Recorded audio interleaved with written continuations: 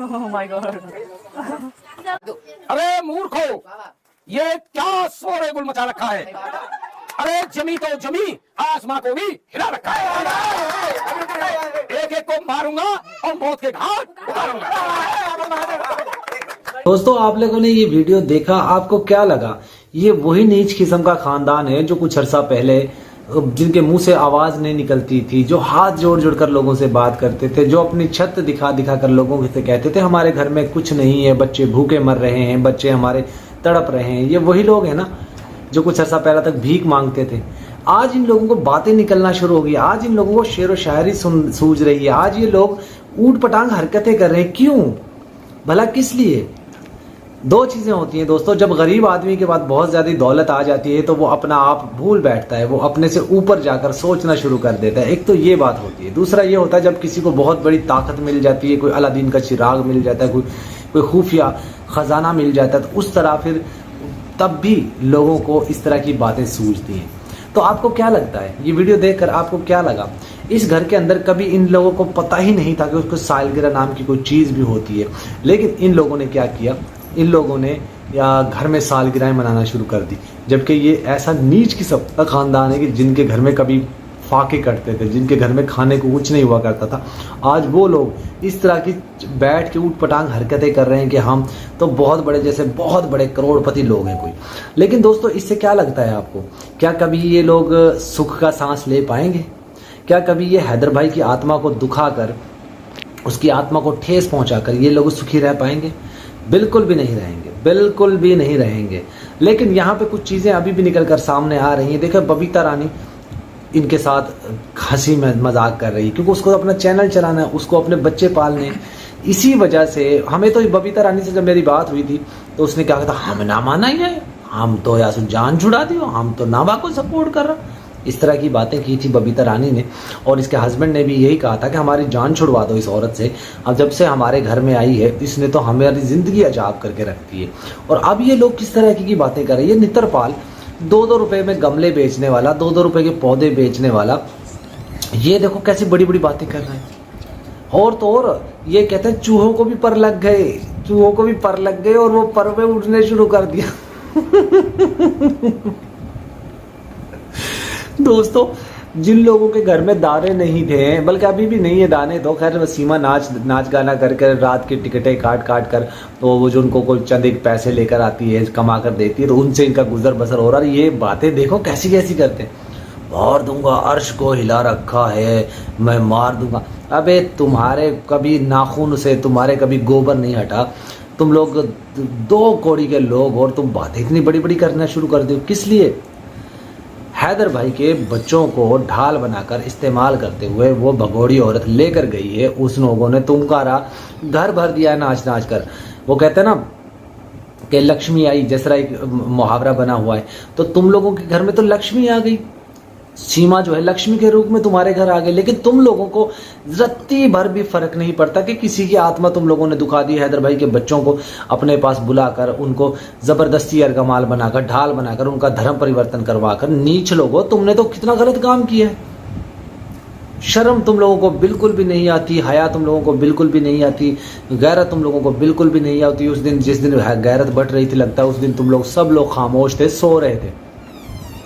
दोस्तों, हैदर भाई के लिए ये लोग उसको शायद जलाने के लिए, शायद उसको परेशान करने के लिए इस तरह की चीज़ें करते हैं, लेकिन वो एक अल्लाह लो बंदा है, सीधा इंसान है, उसको बेचारे को क्या फ़र्क पड़ना है। लेकिन याद रखना, तुम लोगों का मुंह बहुत जल्द काला होने वाला है। मोमिन मलिक जी तुम्हारे पीछे डंडा लेकर लगा हुआ है, बहुत जल्द तुम्हारे हलक तक डंडा लगाएगा वो। बस थोड़ा सा इंतज़ार है, क्योंकि अभी शायद तुम लोगों का वक्त चल रहा है। दोस्तों, इन लोगों को कभी सालगिरह का पता नहीं था, सालगिरह क्या होती, केक कभी इनके पुरखों ने नहीं देखी, 7 नस्लों ने नहीं देखे होंगे केक। जिस तरह के केक ये खा रहे हैं, जिस तरह की अश्लील हरकतें कर रहे हैं, जितना खर्चा ये कर रहे हैं, कहाँ से आ रहा है? कोई बंदा पूछे तो सही। जिस तरीके के 8-10 अपने गुंडे इसने अपने पास छोड़े हुए हैं, सीमा ने, आपने देखा ना वो वीडियो के अंदर कि 8-10 गुंडे इसने छोड़े हुए हैं। वो गुंडे क्या करते हैं? वो यही तो करते हैं, इधर से पैसे ले, उससे पैसे ले, उससे छीन, इसके लिए फंडिंग करते हैं, इसके लिए जो लोगों से पैसे मांगते हैं, फिर इसको। दोस्तों, एक खबर मैंने आपको और देता चलूं, मेरे पास एक खबर पहले भी आई थी, मैंने आपको बताया था कि सीमा के लिए एक घर बनाया गया है रब्बूपुरा से कोई तकरीबन कोई 7-8 किलोमीटर दूरी पर एक छोटी सी एक सोसाइटी है, उसके अंदर एक घर बनाया गया है। उस घर में ऑल ओवर सारी चीज़ें कंप्लीट हो चुकी हैं, बस सिर्फ इनकी एंट्री करवानी है। हो सकता है इस हवाले से इन्होंने एप्लीकेशन भी लिख के दे दी हो कि सीमा अपना एड्रेस चेंज करना चाहती है, तो जल्द ही उस घर में शिफ्ट भी हो जाए। देखिए, जब शुरू में मैंने आपको बताया था इसको एक बाइक मिलने वाली है, गाड़ी मिलने वाली, गाड़ी का जिक्र किया था मैंने, तो मुझे ये कंफर्म नहीं था कि 2 पहियों वाली गाड़ी मिलेगी या 4 पहियों वाली गाड़ी मिलेगी, लेकिन आपने देखा ना, गाड़ी मिली इसको और वो 2 पहियों वाली मिली, तो अनकरीब इनको 4 पहियों वाली गाड़ी भी दी जाएगी। आप देखिएगा कि सीमा को आने जाने में कितनी प्रॉब्लम होती है जी, हॉस्पिटल जा रही है, दाई के पास जा रही है, कहीं भी जा रही है, तो ये गाड़ी में जाया करेगी ताकि सेफ रहे, इसका रंग काला ना हो जाए। लेकिन दोस्तों तब तक बहुत देर हो जाएगी, मुझे उम्मीद है, क्योंकि मोमिन मलिक जी बहुत ज़बरदस्त अंदाज में इनके पीछे लगे हुए हैं और जिस तरीके से वो केस को लेकर चल रहे हैं, तो यकीनी बात है कि इनका मुंह काला होगा और ये सब जो है वो जेल जाएंगे। होना तो ये चाहिए था, अभी तक इसके ऊपर चार्जशीट फाइल होती, सीमा को भी जेल होती, नत्रपाल को भी जेल होती, इसके बेटे को भी जेल होती, लेकिन हैरानगी इस चीज़ की है कि अभी तक इनको जो सुविधाएं दी जा रही हैं, इनको जो आज़ादी दी गई है, शायद उसमें कोई बड़ा राज ज़रूर है। बड़ा राज क्या हो सकता है, आप सब लोग अंदाज़ा ज़रूर कीजिएगा, क्योंकि हमारे पास तो जो खबरें आती हैं उनके बिहाव पे ही हम आपको इन्फॉर्मेशन देते हैं, जानकारी देते हैं। जो अंसार बरनी ट्रस्ट है, अंसार बरनी जी, उनके ऑफिस में, जो कि लंदन में वाक़ है, उनके ऑफिस में वो जो डॉक्यूमेंट्स की कमी थी वीज़े के हवाले से, वो वहाँ पहुँचा दी गई है। वहाँ से उन्होंने जो ये पब्लिकली अनाउंस कर दिया है कि वो डॉक्यूमेंट्स आ चुके हैं जिनकी ज़रूरत थी वीज़े के हवाले से, जो भी प्रॉब्लम्स आ रही थी, और वो उन्होंने पाकिस्तान सबमिट कर दिए हैं। आने वाले 2 से 3 दिनों में वो डॉक्यूमेंट्स वहाँ पहुँच जाएंगे कराची, और फिर वो कराची से उनको इस्लामाबाद में भेजा जाएगा, जहाँ पे वो हाई कमिश्नर है हिंदुस्तान के, उनको भेजा जाएगा ताकि हैदर भाई के वीज़े में जो भी प्रॉब्लम्स थी वो सारी कंप्लीट हो सकें और उनको वीज़ा दे दिया जाए। पिछले दिनों हैदर भाई ने खुद कहा था कि बहुत जल्द मैं हिंदुस्तान जाऊँगा, खुशी का इजहार किया था। इससे पहले भी 2 दफ़ा हैदर भाई ने ये जिक्र किया था कि मुझे वीज़ा मिलने वाला है, मैं इंशाल्लाह हिंदुस्तान की सरजमीन पे हूँ, आने वाले 10 दिनों में हिंदुस्तान में होऊंगा।